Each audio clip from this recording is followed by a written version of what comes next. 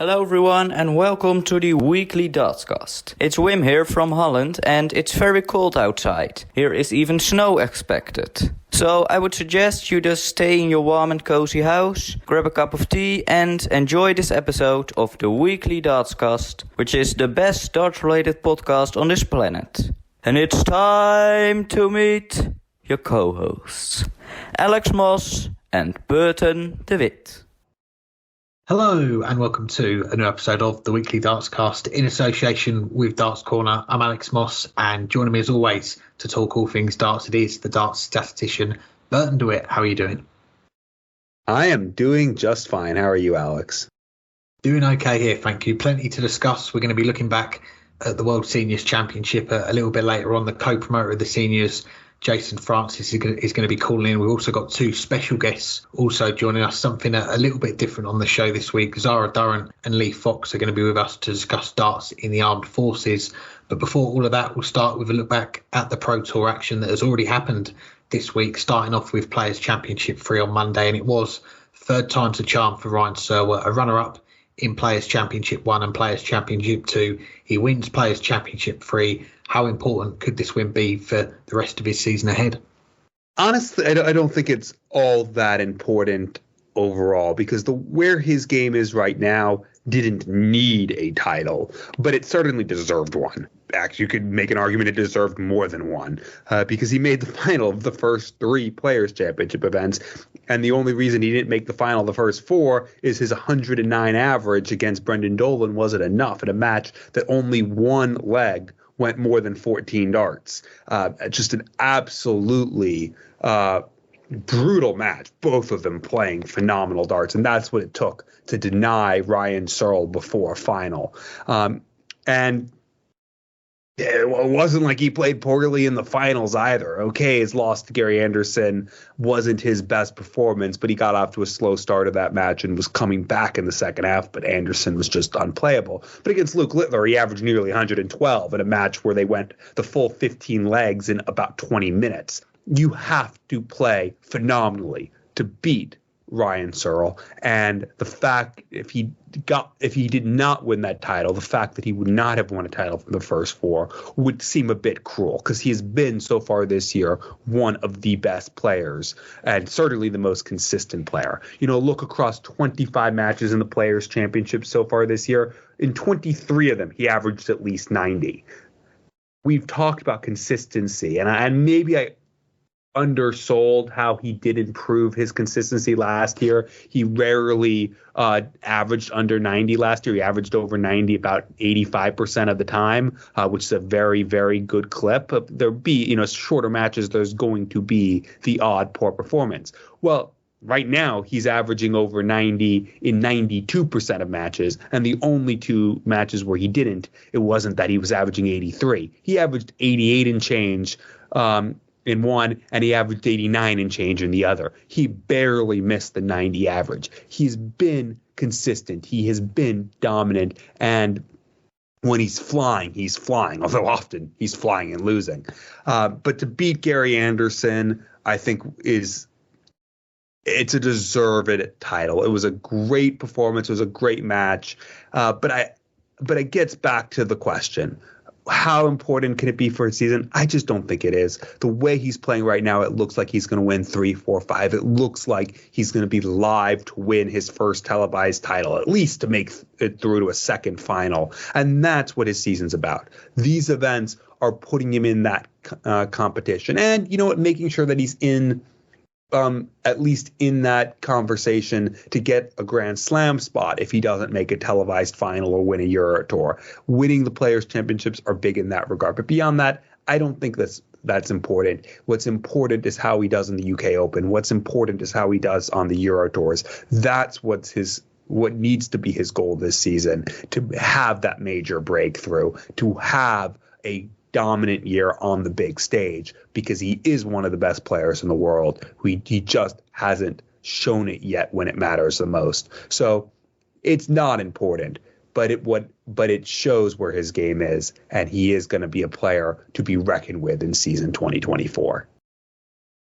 Yeah, I can't argue with that. And looking back to last week's show, first of all, one of our listener questions in the mailbag from George Dobson was about Ryan Searle, and it was after he got to those two finals last week, and he was asking us what we thought of Ryan Barnett, but also how many TV titles we think he's going to win. And I said in my answer last week that I wanted to see how Ryan Searle gets on taking this form on the floor onto the stage this year. And that's not just the TV events, but also the Euro Tours as well, because 2024 is going to be another year where we are going to see plenty of heavy metal on that big stage in the TV events, the Euro Tours. Obviously, the changes to the Euro Tours this year, how people qualify.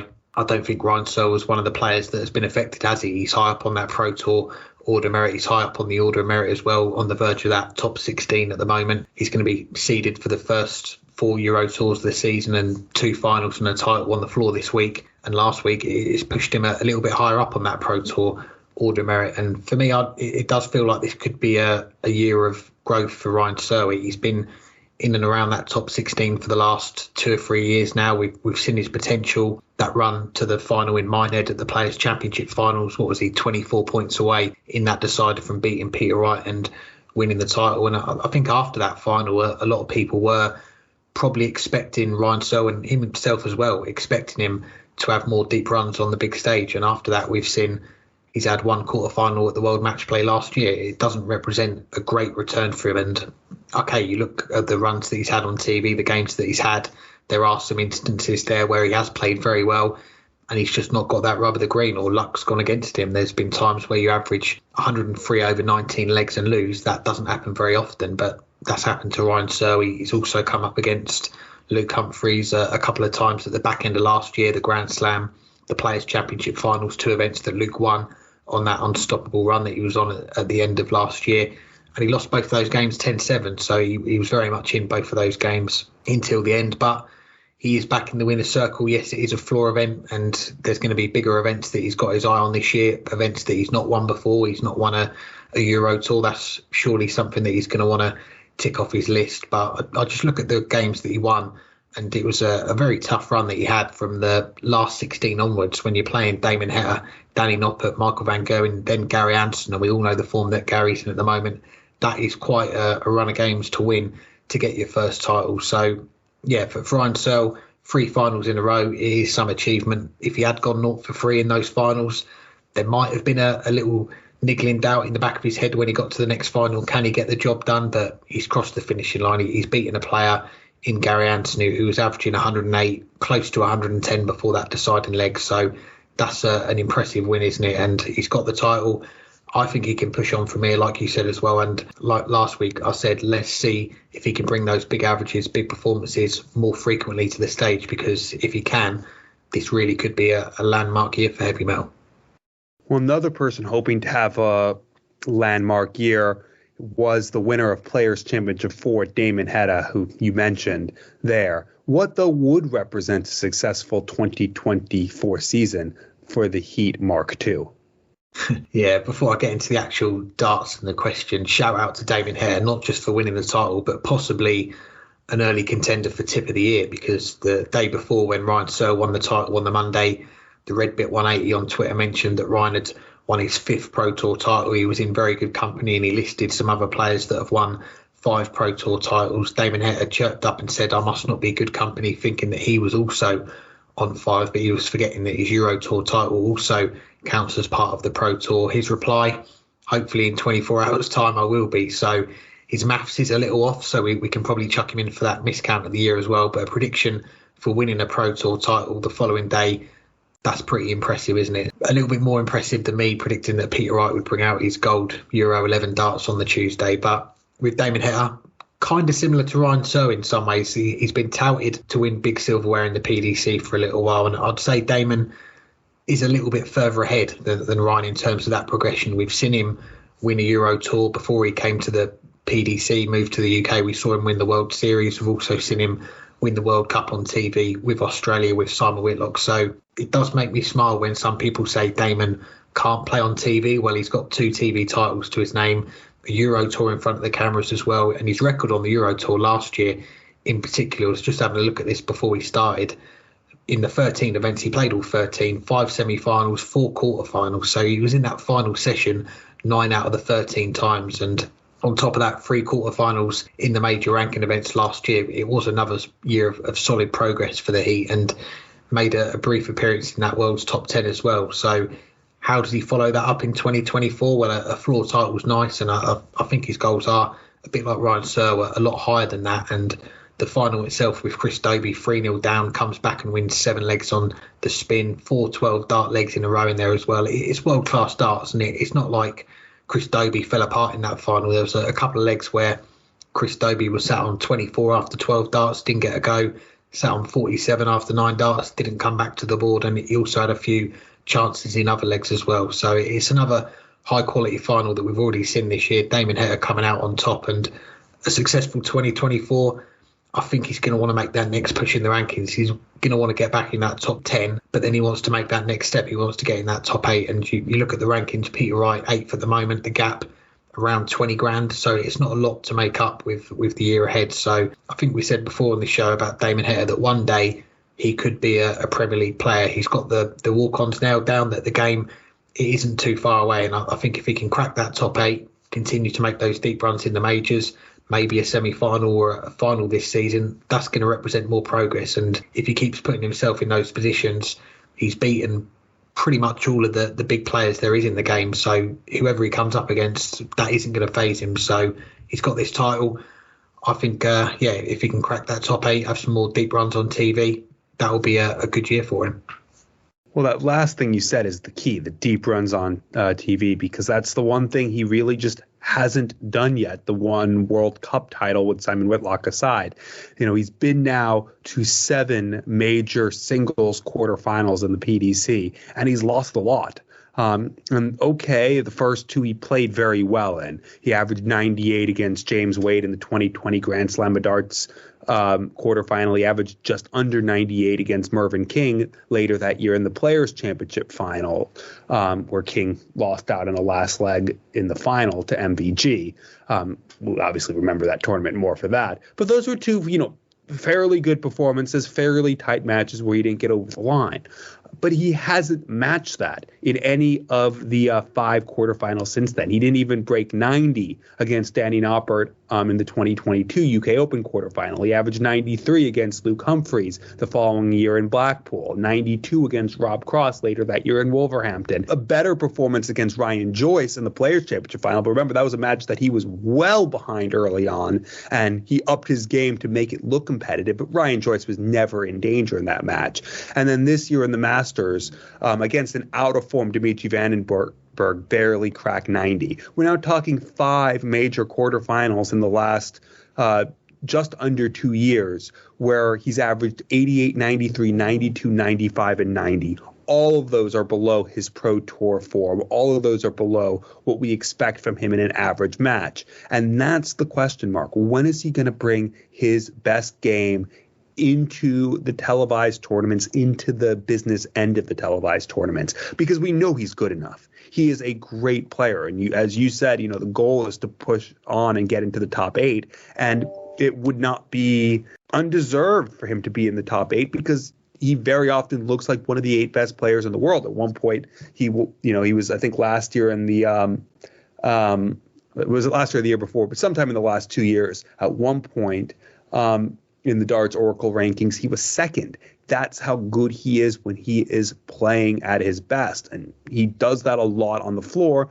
as well as on the Eurotour, but he hasn't done it in television. What would represent a successful 2024 season would be to break through and make his first televised major semifinal. He now has more PDC titles without a major television semifinal than anyone else. He moved ahead of Jamie Caven on that list with that title on Tuesday.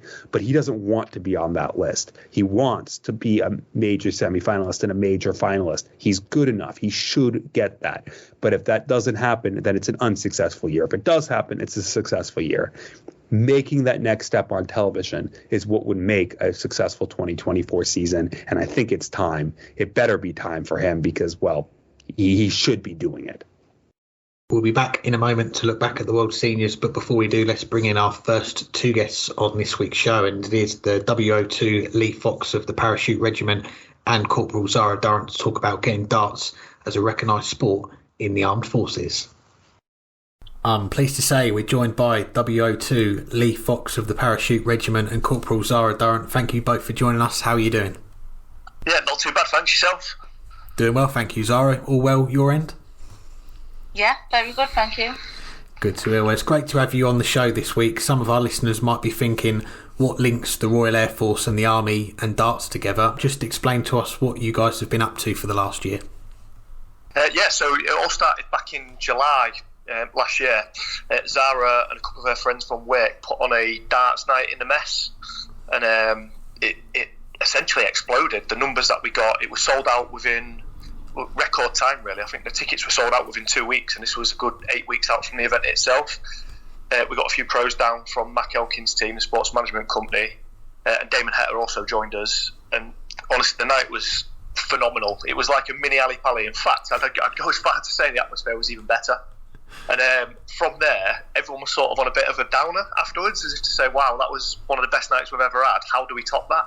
So Zara, the way she is, her head ticks and negotiations, she always got other projects on the go. So this is where we thought, like, well, if everyone in Bry's enjoyed it, so there must be other camps and there must be other places that would enjoy it as well. So Zara put the feelers out there saying, like, who else is interested in darts?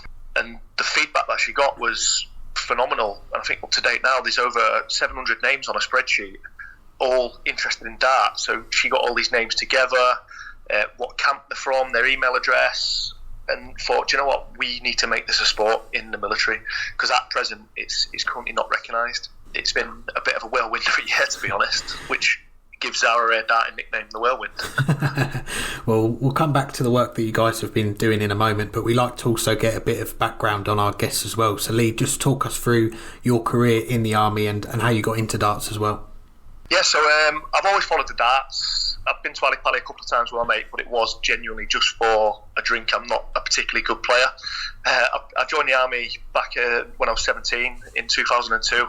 Done 22 years now. I'm not too long before I'm out, actually. Been on active tours out in Iraq, Ireland and Afghanistan. And then I moved into RAF Bryce Norton, where I'm currently based at the minute, and met Zara back in March last year. And Zara, how about yourself? How did your involvement in the military begin, and where has it taken you so far? Oh, so I've been in the Royal Air Force for over 15 years now, and I'm a logistics mover, so it's just like the logistics side of things. It's not as exciting as Foxy with his parachuting, but yeah, no, I love it, and I've been Afghan in 2010. The Falklands. I had a darts night in the Falklands as well, actually, while I was there. Ascension Island. I've been to some nice places, actually. Minad as well, Dubai and that. But like with darts, so I don't actually play darts, but I just love the sport. It's been in my family for I've just grew up around it. My dad used to play it, and then my uncle is Glenn Durrant, and so just following his journey. But like I love the sport anyway, and it's just a bonus that my uncle played it at like a really high level, so it just made it like extra exciting. But my dad was actually a dart player as well, like, and he always says he was better than Glenn, and like he'll still say it now. He'll just joke about it. But he got dartitis, so he stopped. But yeah, it's just a little thing in the family about that. And so like now the thought of bringing both of them worlds together, I just think I'm in a good position with like with our Glenn that plays darts and is involved in that, and then like there's Mac Elkin, who was his old manager, who's still got who's got like his pool of players, and just the enthusiasm and the passion for it, I think. And I love like my job as well, and I think to merge the two worlds together, like I love it. And then people see me, I do so much to push for it to come together, and then they're like, oh, so are you any good? And I'm like, me? No, I don't play darts. I'm like, you're doing all this and you don't even play. I'm like, well, no, I just love it. So yeah, that's me really. That's great to hear. And Lee, let's get back to darts and getting it involved in the RAF and the Army, you're based at the largest RAF base in the UK, Brize Norton, that you mentioned in Oxfordshire. When did the idea of introducing darts to the base first come about? Just before I got here, to be fair, Zara was already deep in the planning phase with a couple of her friends about getting a night planned in the mess. And to be fair, the first night we met, she told me about it, and I'd said like, oh, well, I know a guy, John MacDonald, he's ex-parachute regiment, I might be able to help. Get some players down and stuff like that. She's like, yeah, my uncle's Glenn Durrant. I was like, I'll wind my neck in. But like I said, that night literally started the snowball, we call it, because it is a massive snowball that just grows and grows and grows and just gets bigger, and we're finding it harder to control. So we're getting more and more people involved who are really keen to get involved and take on various roles and help this grow. Yeah, it's good. Like, we've been pushing it so much. Like, in the military, sport is like it's like really encouraged. You know, there's, I don't know if you've ever heard of like Army Navy, like a big rugby match that they have. We have boxing, football, and everything like that. But a lot of our like, you can serve for a lot of years and you can play them sports, but it's quite high impact on the body. And then, like, when they get to a certain, after like so long, if any of them get injured and they can't play the sport no more, they're back to the drawing board of what can I do. And in the mind, they still want to be competitive, but like with darts, it's something that can transfer that competitive mindset to and still carry on being like part of a team or like competing when they can't do rugby no more or something like that. And we always use Gerwin Price as an example of that, and we've had a few people like that have transferred from doing one other sport to another, and like as well, we've pushed for it because it gets like the singlies who live in the barracks, like in the block on camp, they're away from the family, and if like nowadays everybody's like inside playing on the PlayStation or something, and it's just getting people out the room to come together and chat as well. Like, we find it's helped with so many people's mental health. And we've also like included like in this like new community that we've formed, we've like included veterans in it as well. So people who like have served, they've done the full career and then they've left. And sometimes like it can be like that. They feel like, oh, I was once something and now I'm out, and you know that they haven't really got a place anymore. But so that's why it's good to always still include the veterans in everything that they do. And to be fair, we've they're smashing us, aren't they, with the averages, because we've got this online league as well. Yeah, they've got more time on their hands. Yeah, but it's just great, like, because everybody just comes together for the love of darts, and then they've all got that shared thing in common as well, because like they've all served. And we've like there's been a few veterans that suffer from like PTSD and stuff like that, and they've found like darts gives them an escape, like in the moment when they're just concentrating about it's just that repetitive motion, and it just them like on the hockey. It gives them an escape for like their troubles and stuff for a bit. So it's a great sport for us to being able to push, and I think that's why it's done so well. We just give a platform really for everyone to come together. Definitely, yeah. Darts, it's such an inclusive sport, and you mentioned some of the support that you've had along the way. Obviously, the guys at Darts Corner, they've donated some equipment to help you open up these new facilities. And Lee, you're the captain of the darts team as well. You guys playing in a local league. I hear the team is doing quite well, top of the league. Is that right? That's right, yeah. So again, this all started when Zara pushed for the names across the forces, and she included within that information what camps everyone was based at. So I've just filtered that spreadsheet to RF Brize Norton. I saw an advertisement on Facebook, you know, as it does with the algorithms and stuff. I started following a lot more dart stuff, and the West Oxon Darts League popped up and said they were looking for teams to enter the next league, and I filtered the spreadsheet down, and there was over 40 people from Brize Norton alone. So I pushed an email out asking who would be interested, and I've got a team of about 35 people now. But I can only have 6 of us play on a Thursday evening. But it works perfectly because a lot of the lads and lasses, they deploy on short-term tasks or long-term operations. So we never quite get, it's like Sunday League football, you never quite get the same people out week in, week out. So it's brilliant to have this pool of players who none of us had met before either. So we've got everyone together, and like you were saying, the inclusive piece, it doesn't matter how good you are or anything like that, ability, everyone can step up to the hockey and throw a dart. Again, doesn't really matter about how good you are, because when you step up, your arm's going to shake for that first time. That first competitive game, when I play on my own for myself, it's not an issue. But when you're playing with a team behind you, the pressure is wow. You don't want to lose for them. No, you don't want to let anyone down. It's so much harder. Well, it was like as soon as that you got that team together, we were like, and like my mind goes a bit mental, you know, like they're like, we're just starting off, and I'm like, you need team shirts and you need 12 match. Yeah.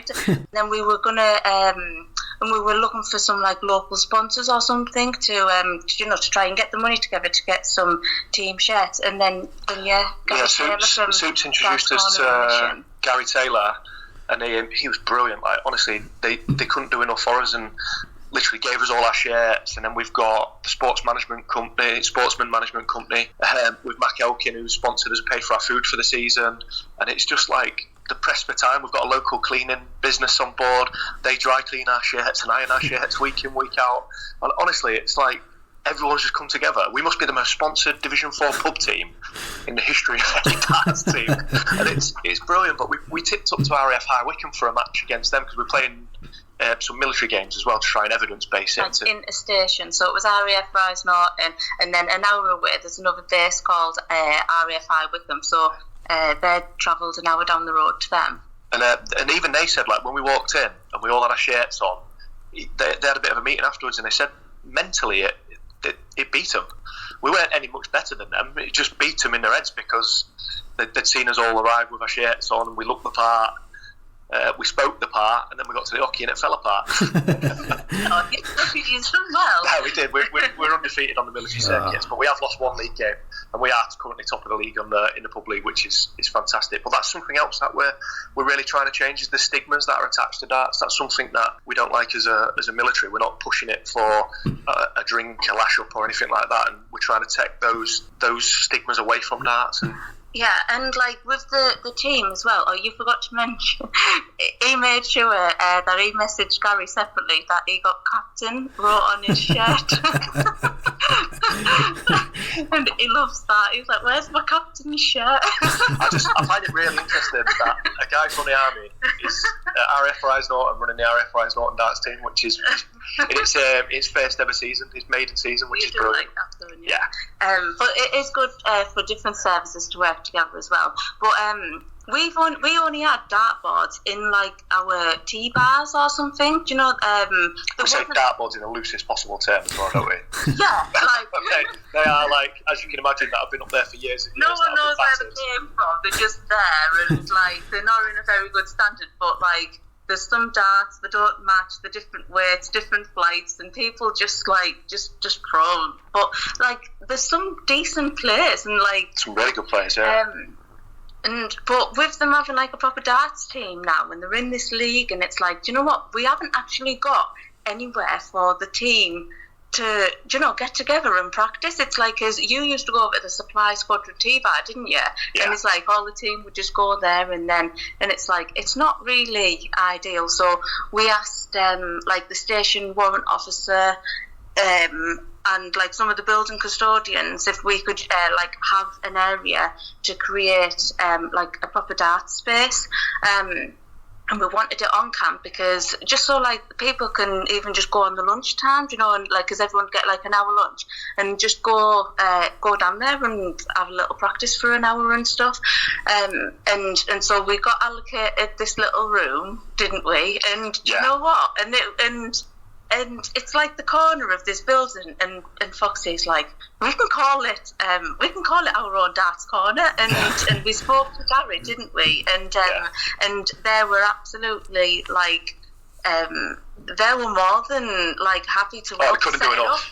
Honestly, couldn't do enough. Because we aren't a recognised sport yet, we struggled with funding, so we couldn't buy it all, but and then you're in like this, you're in this grey area because we need to prove that there's appetite for it across all the ranks and all services, and that there's different stations that play it, but we can't, and that's a 3 year. It takes like 3 years to be able to you're in this trial period to prove all of that, and then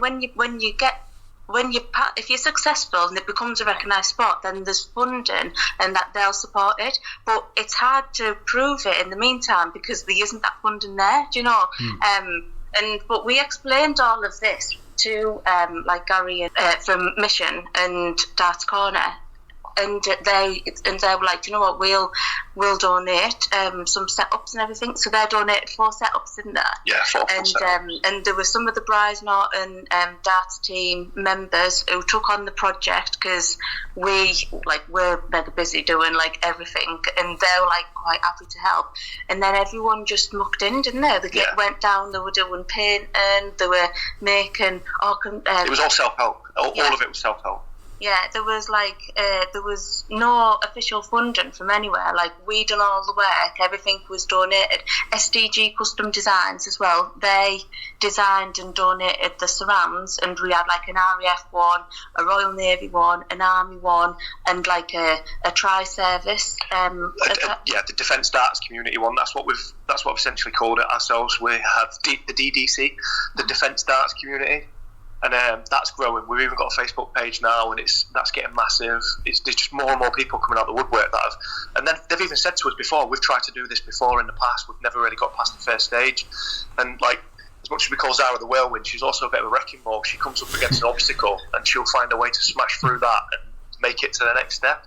And she absolutely is doing that. Now, you might laugh, but she's absolutely doing that. And like I said, she's a young corporal and she's doing things that is absolutely phenomenal that people have tried before in the past and maybe not had the capacity to go any further, but you are.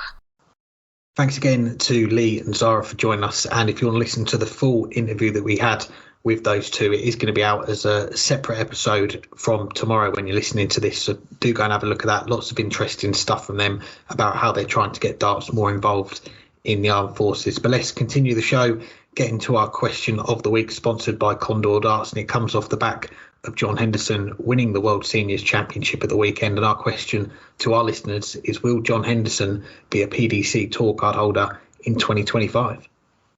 And it's also your question to me. And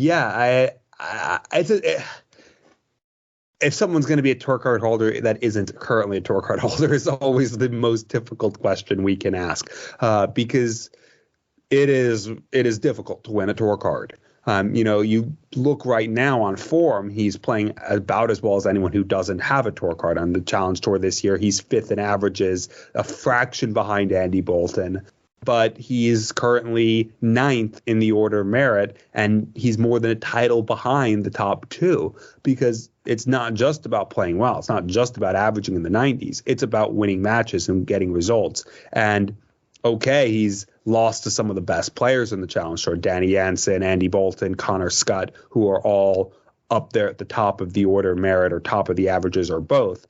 But you're going to have to win those matches. It's still a lot of the season to go, but he has a lot of work to do.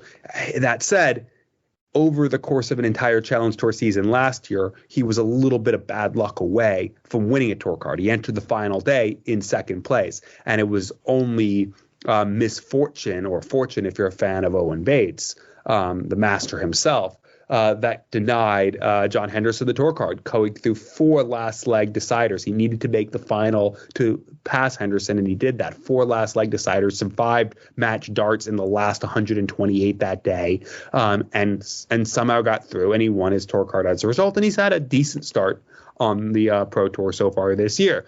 But Hendo was that close to winning a tour card, but he didn't get it done, and he didn't play his best at Q School this year. There still are multiple ways. If he can get into the top 2, or if, top 3, if someone else ahead of him ends up getting in the top 64, great. But it's going to be, as I said, difficult. If not, he's going to have to go to Q School, getting high enough that he gets an automatic pass to stage 2 certainly won't hurt. But Q School is difficult. It's not a lottery like a lot of people say, but it does it does require, or I shouldn't say require, it does generally need a bit of luck, because there are, especially at the second stage, not all of those 128 are extremely live to win a tour card, but most of them are. So you're going to have to play well across the 4 days, and you're probably going to have to get a little bit of luck. You're going to need to get through some matches that you might not otherwise get through. You're going to need to get a favorable draw or run into someone who just doesn't bring their best in that match. And you don't know if that's going to happen. So I don't know whether to say Hendo is going to have a tour card next year, assuming he wants one. He's certainly playing well enough. He certainly is playing well enough to make up that distance on Danny Jansen and Stefan Belmont and the other people ahead of him on the Challenge Tour of Merit. And if he keeps this up, he's certainly playing well enough to be live at Q School next year should he choose to go. But he also could do what Robert Thornton did after winning the World Seniors title 2 years ago and decide, I'd rather do this. There's a lot of money, which we'll be coming on to later, that is to be won. There's also the fact that he's the world champion, so he's going to be the face of World Senior Darts if he isn't on the PDC Tour, and maybe he'll want that. I don't know. That's something that only John Henderson knows, and he might not yet know. He has 11 months to figure that out, or close to 10 and a half months. He's definitely playing well enough, but whether he will win a tour card is just a question that is impossible to answer. He definitely could if he wants it. He's playing well enough to put himself in that conversation, but will he? We'll find out. Yes, an interesting question, and looking at the poll at the moment on Twitter, do go and have your say if you haven't done so already, but 44% of our listeners saying yes, John Henderson will have a tour card next year, 56% of our listeners going with no, and Damien Cust saying, I'm going to guess no, but say he might do the Thornton and win the World Seniors again. And you mentioned Robert Thornton as well. It's a similar question to what we asked this time 2 years ago after the very first World Seniors, and Robert Thornton won that title, and from memory, the poll was very close. I think it was maybe 1 or 2% in it when we asked this question with regards to Robert Thornton. And I think we said back then, Robert Thornton, a bit like John Henderson, more than capable of playing on the PDC Tour and having a tour card and keeping it after 2 years. But at the same time, there is this new avenue now with the seniors to effectively play less and earn a very good amount of money. And in the case of John Henderson, as you said, came so close to winning that tour card back last year. He was in pole position for that second tour card on the Challenge Tour until the master Owen Bates made that run to the final, took it from under his nose, and it was a big disappointment for him. But you heard from him on the show last week before the World Seniors. He has got those ambitions to be back on the PDC Tour. That is where he feels he should be, and I agree with him. I do think there is one more PDC run to come from Hendo, and he only turned 50 last year, so he's only just crept into that age bracket to be able to play in the seniors events. But when we spoke to him last week, he did speak as well about how he had lost his love for the game at some point after losing his tour card, but he had rediscovered it. He'd got that hunger back, and I do think the Challenge Tour has helped, because last year, okay, it ended in heartbreak for him, but he won 3 titles on that tour. And for a player who went from only ever playing on the Pro Tour in the PDC, he won his tour card at the very first Q School when the Challenge Tour wasn't even a thing back then. So to go from playing on the Pro Tour for so long to then playing in those 5 events in one weekend, it can take a lot of getting used to. But I think the experience that he's had from there, from playing on the PDC Tour for a long time, it did play a big part of the weekend, because he did have a shaky start to the tournament, dropped the first set against Trina Gulliver and against Kevin Painter in the first 2 rounds, 2 low 80 averages. So he knew he had to step it up on that final day, and that's what he did. He beat Andy Hamilton, who knocked out the reigning champion Robert Thornton the previous night. The 3-0 against Jim Long, my tip, I thought he was going to go all the way at one point, but John Henderson blew him away, a 3-0 win, a 92, close to a 93 average, and for a lot of that game was averaging in the high 90s, and that's against someone who was throwing it back at him as well, like Jim was. And the final against Colin McGarry, 5-0, it was a shame that it was a one-sided final, but Colin, to be fair to him, he had nothing left after what was a much closer semi-final with Lisa Ashton just before. But for me, I think this title, if anything, it does take a bit of pressure off Hendo going into the Challenge Tour, and if he has to, go into Q School next year, because winning these titles, the prize money that's on offer is going up again next year. It's not a bad option to fall back on, is it? So if he doesn't get his tour card back, he is going to be going back to the Tavern as the defending champion. There is a lot of prize money to play for. But for me, I do think he does get that tour card back. And if it's not the Challenge Tour, I think he's going to make it third time lucky on the Q School next year, because he's been a little bit unfortunate at times, lost a lot of close games, but his game does look to be in a good place. And when he's on it, I think he's more than enough to win one of those tour cards at Q School. Well, as we mentioned, John Henderson is the World Seniors Champion. But that's not the only news for the Seniors Tour from this past weekend. During the weekend, some changes were announced for the World Seniors Tour, including a new 2-year money list that will become the Seniors World Ranking List, as well as the number of invites to the majors being cut back, as well as a 1-year ranking list to determine a few of the qualifiers for next year's 4th World Championships. What are your thoughts, though, on the changes? You'll hear from one of the co-promoters, the key figures behind the World Seniors, Jason Francis, in a moment, to find out more from their perspective why these changes were made. But for the legitimacy, the long-term future of the World Seniors Darts Tour, I think it is a good move all round. And we think back to when the World Seniors was first announced. I think it was during the lockdowns. We were hearing all the names, all the legends that were going to come out and play in that first World Championship in 2022. And that first event, for a lot of darts fans, it was a trip down memory lane. The nostalgia of the event really shone through, seeing a lot of those players' faces that we've not seen for a while. And in some cases, for me anyway, it was a chance to see these players, a lot of them I'd only ever watched on YouTube in old games, play live for the first time. But since then, since that first event, we have seen the seniors branch out from just that one event to an actual tour. There's more events on TV, 4 events a year. You've got more floor events. The calendar, when you compare it from 2022 to now 2024, still only in its 3rd year, but it has grown a hell of a lot in a short space of time. And I think that nostalgia angle, inviting a lot of the legends, it was always going to have a shelf life. And I felt that firsthand, actually, when I was at the Circus Tavern last year, because I only went for the first 2 days, but it was the first round, so I did get to see all 32 players involved and got a real flavour of what the tournament was about. And I thought back then there was going to be some changes come in, because if you want to push this tour on and ensure its longevity, that there needed to be changes. And I think regardless of what's happening next year, it is going to be an important 2025 for the seniors, because as we know, it's going to be the first year without Phil Taylor. He's stepping away from playing at the end of the year. He's still going to be involved as an ambassador, as he was telling us on the show last week, possibly helping out with some punditry and commentary. But Phil Taylor, he is the big draw for the seniors. He sells a lot of tickets, and without him in the lineup and playing, it's now about how you sell the seniors to darts fans, get them to buy tickets, and to sponsors, to broadcasters as well, to show these events, because we know darts is a hot property at the moment. Everyone's talking about it. If you can put on these tournaments, have the decent crowds, have the decent prize money available, and most importantly, the standard is high enough, then you are on to a winner, whoever's playing. So 50 grand for the winner next year. It's gone up 20 grand from this year.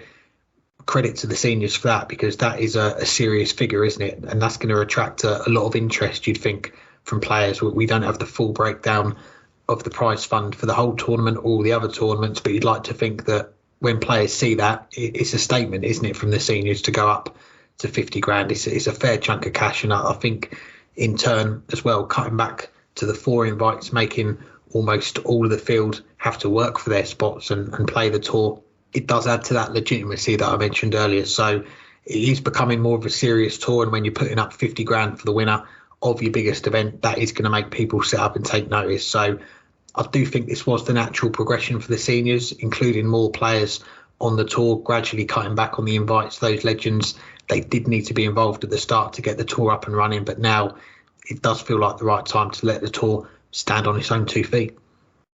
Yeah, I mostly agree. And I remember we were talking about it 2 years ago, and I think we both said eventually this would come. We thought this would come if the goal was actually to create a tour and not just to have this as a one-off exhibition. Because the interest in seeing John Lowe, Bob Anderson, Alan Warner Little was great for that first time, but it wasn't something where, at least I don't think most people were dying to see them take the stage every single year. The novelty of it was when it was, in fact, a novelty, and it was, in fact, novel that first time. After that, it's less so. So changing it so that it is, in fact, a world championship for the best non-tour card holders over 50, I think is the way to go. And to have it now be where 16 of the players are qualifying based on their ranking, and 4 more are getting in through winning through a qualifier, I think makes sense. That said, I like that there are still some invites. It's still, there's still something to be said to have a couple of name players who will help draw some of the attention. This being Phil Taylor's last World Championship brought attention to the World Seniors that might not otherwise have been there.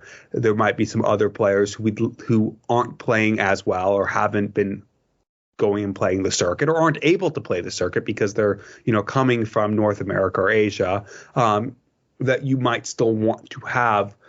So to have those 4 invites, I think is helpful, as well as to make sure that the top players who fall off the PDC circuit are there. Having that invite next year to invite Steve Beaton and potentially Mervyn King or someone else who falls off. Simon Whitlock very well could fall off. Mensur Suljovic. There's going to be some players who are big name players, and yes, they could win through one of those 4 qualifiers, but to give them an invite to make sure that they're there, I think makes sense. So I like that they're keeping a few invites. The cutback from 32 to 24 is a bit interesting. Maybe the thought is that the senior tour just doesn't have enough players up to scratch, but most of the players at this World Championship were averaging fairly close to each other. Yes, there were a few players who were averaging in the 70s, including Phil Taylor. Yes, there were a couple who one averaged 98 and lost his first match in Jim McEwen. But most of them were averaging consistently somewhere in the 80s. And obviously that's not PDC quality, but I think they could put together a tournament where you have 32 players who are playing at a fairly close level. Maybe the goal will be to get back to 32. Maybe, and I kind of hope it is. I think that's a nice round number, and I think there will be enough players playing the senior tour to justify that. And then you can make it so that it's the top, 16 from the 2-year ranking, the top 8 from the 1 year, and then 4 qualifiers and 4 invites. That might be what we get to in a few years. That's the only thing, though, that I thought was a little odd to cut out a full day's worth of ticket sales. But they know what they have. They know what players they have and the depth, and that probably factored into it, as well as probably the ticket sales weren't as good on Thursday as they were Friday, Saturday, Sunday. And also to have that £50,000 prize money, I think is good. Overall, I like the changes. I'll withhold judgment on the cutback to 24, but beyond that, I think well done, a job well done, and a job well deserved for what Jason Francis has done over the last 3 years to grow this tour. Well, you mentioned him. Let's bring him in. Here's our chat with the co-promoter of the World Seniors Darts Tour, Jason Francis. I'm pleased to say we're joined once again by the co-promoter of the World Seniors Darts Tour, Jason Francis. Thanks for the time again, Jason. How are you doing? Good evening. Yeah, recovering from 5 pretty long days, but all good. Good to hear. And we're talking just a few days on from the World Seniors Championship. We saw a new winner in John Henderson lifting the title. How do you reflect now on this year's staging of what is still the biggest seniors event on the calendar? I thought some of the match play was tremendous. There was so many close games. There was so much tension. There's 32 great dart players in the event, but I think it came down to odd moments. I think the scoring was heavy. I think doubles showed. I think that's where, the difference was. But yeah, tremendous event and tremendously well attended. Well, we'll come back to this past weekend later, but lots to catch up on. We last had you on the show in September after the match play, and the big news that dropped before the end of the year was Phil Taylor announcing that 2024 is going to be his last year playing on the Seniors Tour. What was your reaction when you first heard about the news? I was more surprised when he said he'd give us 2 more years, if I'm honest, because I think that was his heart talking rather than his head. So I wasn't actually surprised at all. It's very difficult for Phil to go up there now and not to be able to perform the way he used to. I mean, I think with all due respect to all the other players in that field, they understand that in their day, on his day, Phil played a different game than all of them.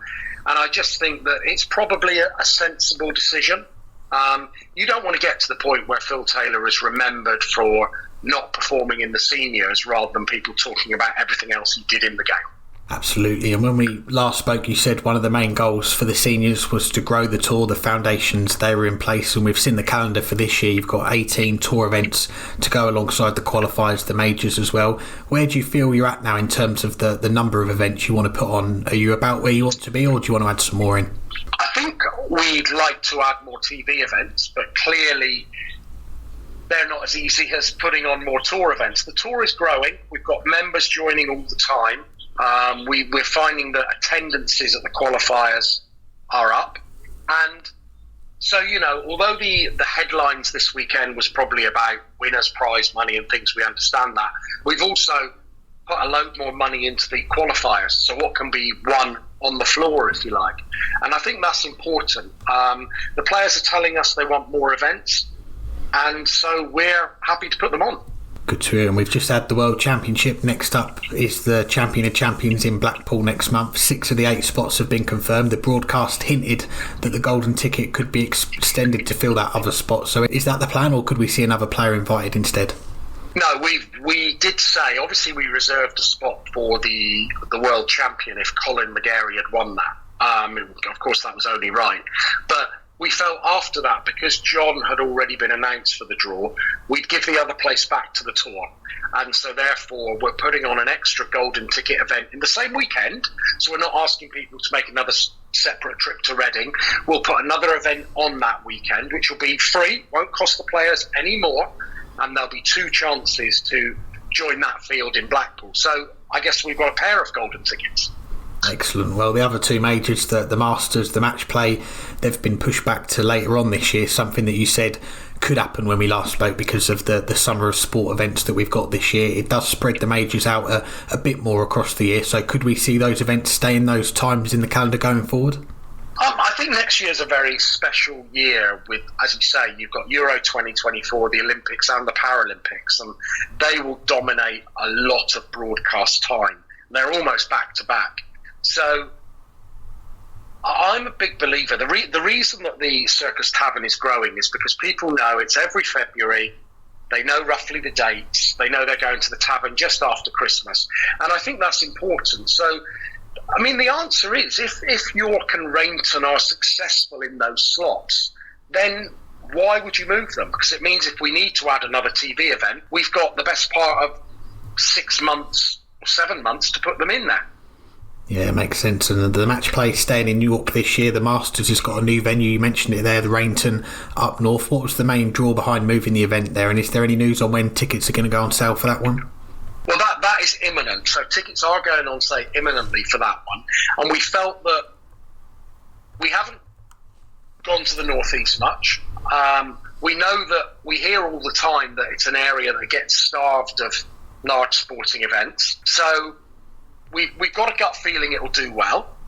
We understand, I mean, we didn't know then that our world champion would remain being Scottish, but clearly for Robert Thornton fans, John Henderson fans, that will be a shorter journey for them.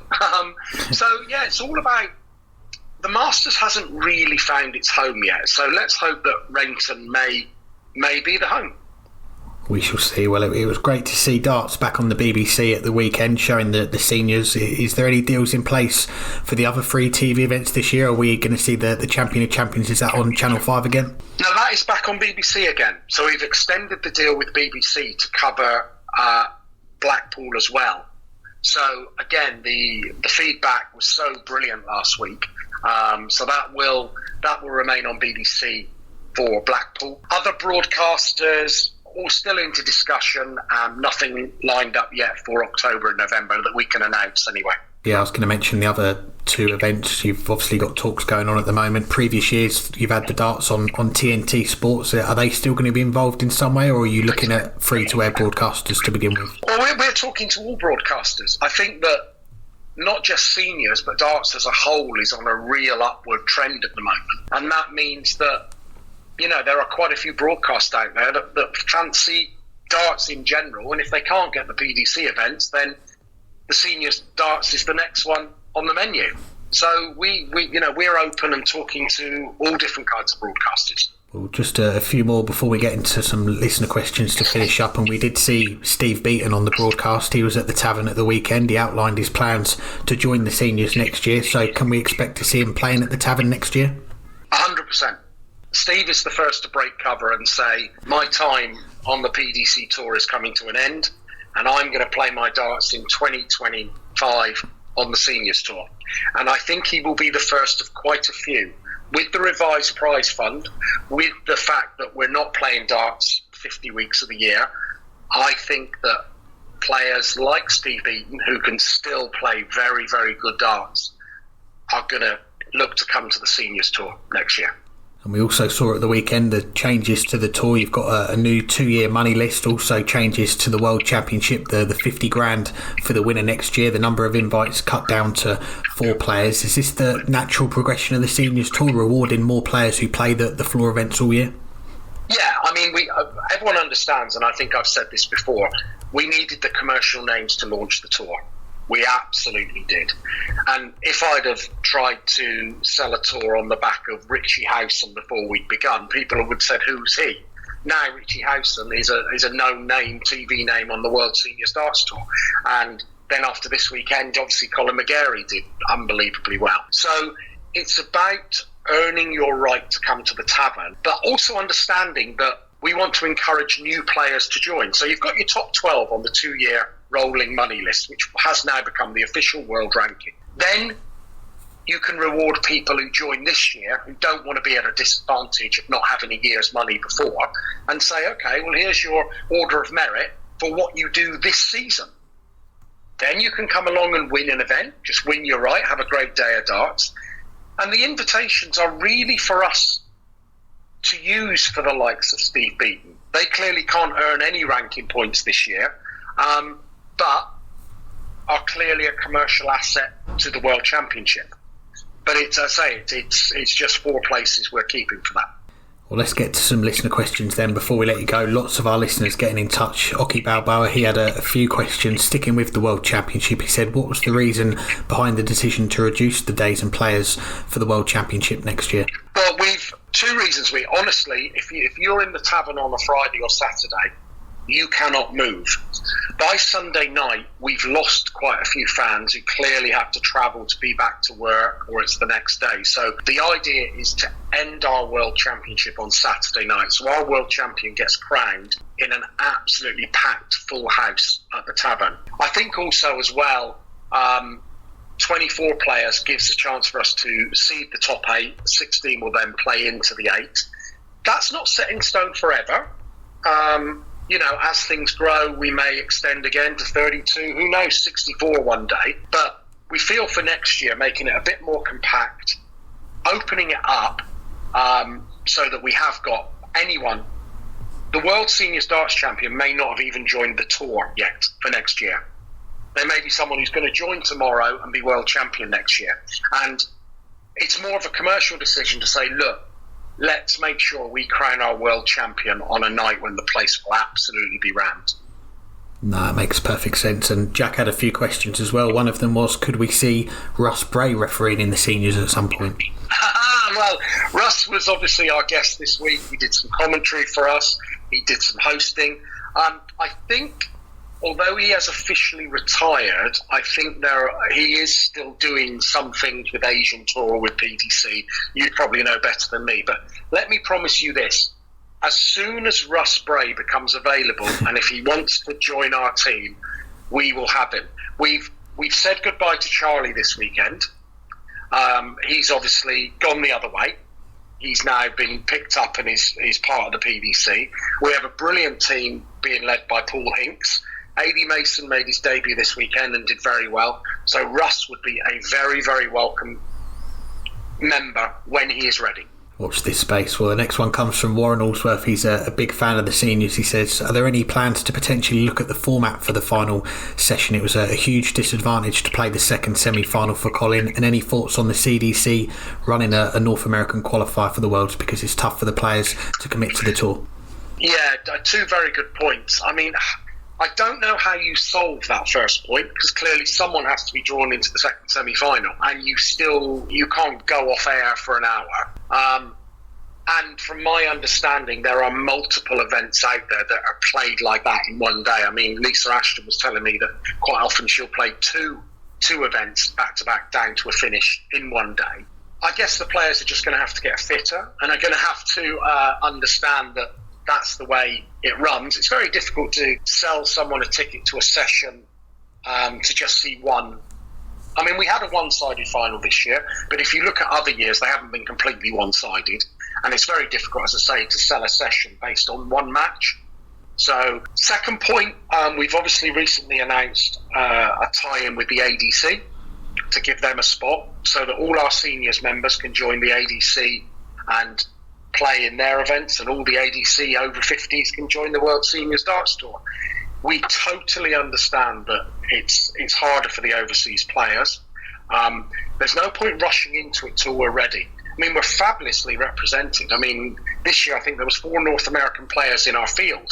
So Jim, David, Leonard and John Part. They're the most represented outside of the home nations, if you like.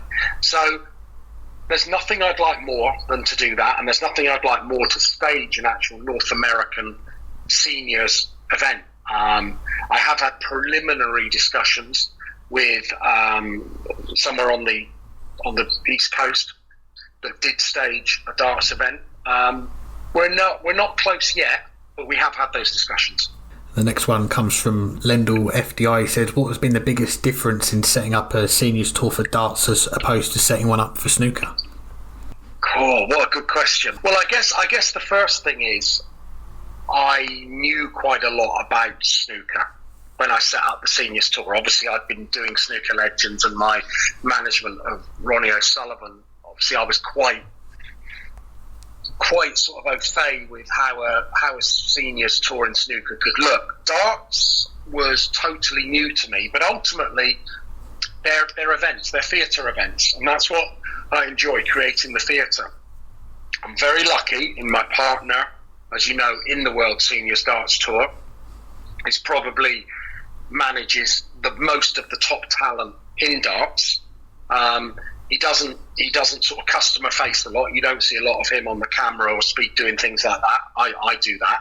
But so I had a sort of perfect partner in building it. But it's been in some ways, I almost think the darts journey's been a bit easier than the snooker one. I never got to 4 TV events this quickly in snooker, but I don't have the same restrictions in darts that I have in snooker. Yeah, I was going to say, you mentioned it being easier off the back of that. Some of our listeners, they might have seen the call between you and Barry Hearn relating to the seniors snooker. I'm guessing that the darts seniors has been a little bit more plain sailing to organise in the darting world. We're really happy with how the seniors darts tour is going. I think I've said to you before, it's all about growing at the right pace, adding tournaments when we feel they're commercially sustainable, and also reacting if a broadcaster comes along and says, do you know what, I fancy a darts tournament. We'll be broadcaster led. We'll say, give us the dates, give us the time, right, that many hours, we can give you a this many player event, and we'll put it on. So that's the beauty of not having a rammed full calendar. We have spaces to react.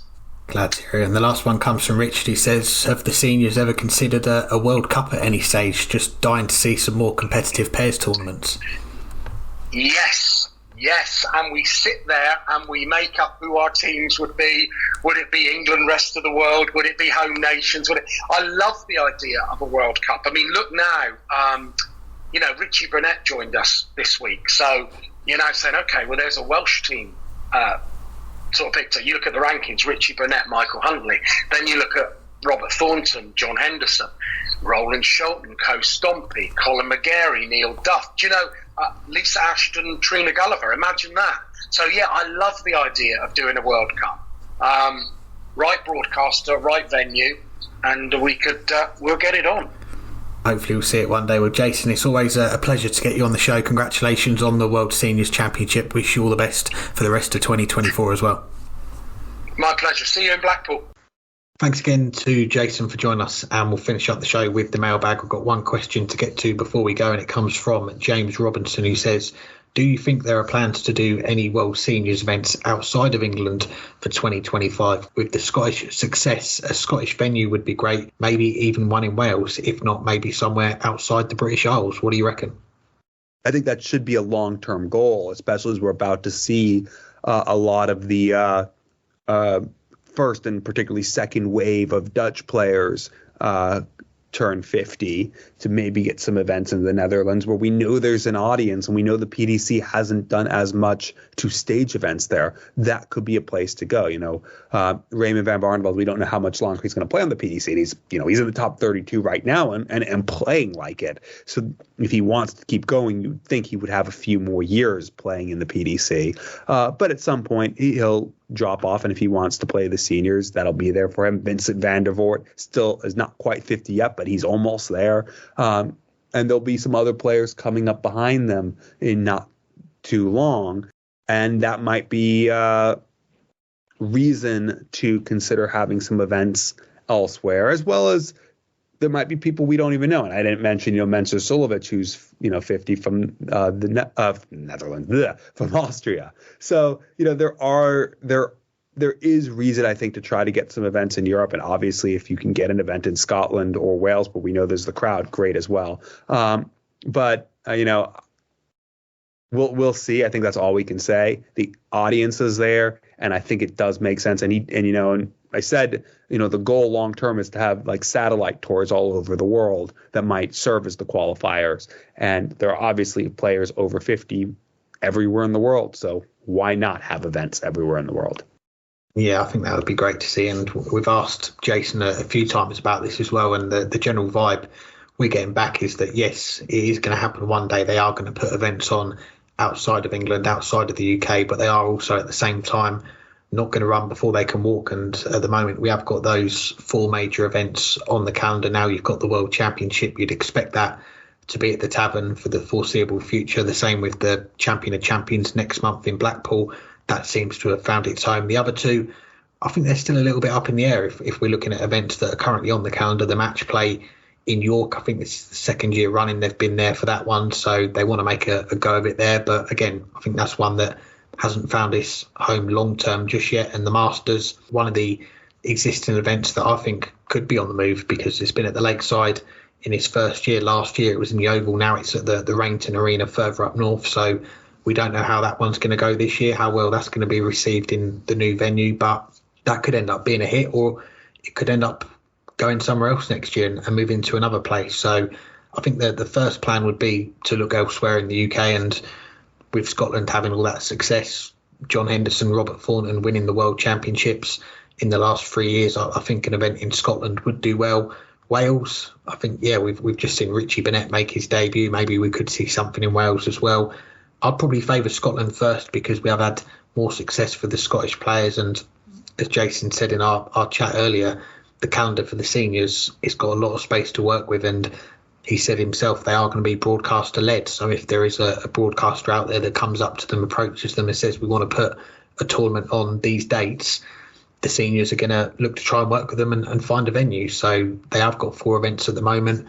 Maybe that could be extended next year to 5 or 6. And maybe it could tie in well. You mentioned about Raymond van Barneveld there. We don't know when he's going to finally call it a day officially on the PDC. He's still doing pretty well on that. But when he does call it a day, you'd expect to see him come into the seniors. Maybe you could go off the back of that, tie in an event in the Netherlands, maybe a first event when he plays in it for the first time. So we know they don't want to rush anything, the seniors, but the more interest it picks up, I do think it is only a matter of time before we see something outside of England. Anything else for this week? Well, as always, we've got to say a big thank you to our guests for joining us, to Jason, to Zara and Lee for their time, and a reminder that you can listen to the full near hour-long chat that I had with Zara and Lee. That's going to be available as a separate episode, dropping tomorrow, Friday, when you're listening to this. So it's going to be a bonus episode for you guys this week. Something a little bit different, away from the mainstream darts you see on the TV or the tour. It's a look at the work that they're doing to get darts recognised as a sport in the armed forces, and how darts is also having a positive impact in the bases as well. So do go and give that a listen if you get a chance over the weekend. Thank you to our sponsors as well, to Darts Corner, to Condor Darts, for all of their continued support. Links in the description. Do go and check them out. Thanks to everyone for listening. A fairly quiet weekend coming up darts-wise. Next week it is the UK Open, one of my favourite tournaments on the calendar. So we'll be back next week to preview that. But until then, enjoy the darts. Yes, indeed. And I'm looking forward to listening to that full 1 hour interview. Messaged me after it, and it must be close to double the longest interview we've done so far. I know we had a couple that cracked 30 minutes, but I'm looking forward to that one. Thanks to both Zara and Lee for that, as well as for Jason Francis for coming on this week. We'll be back next week to look at the UK Open, recap some more darts, and, well, just hang tight. There's so much to come. It might be early in the year. We're not yet to all the festivities that come in autumn, but it's a great time with the UK Open right around the corner. So just hang tight until that happens.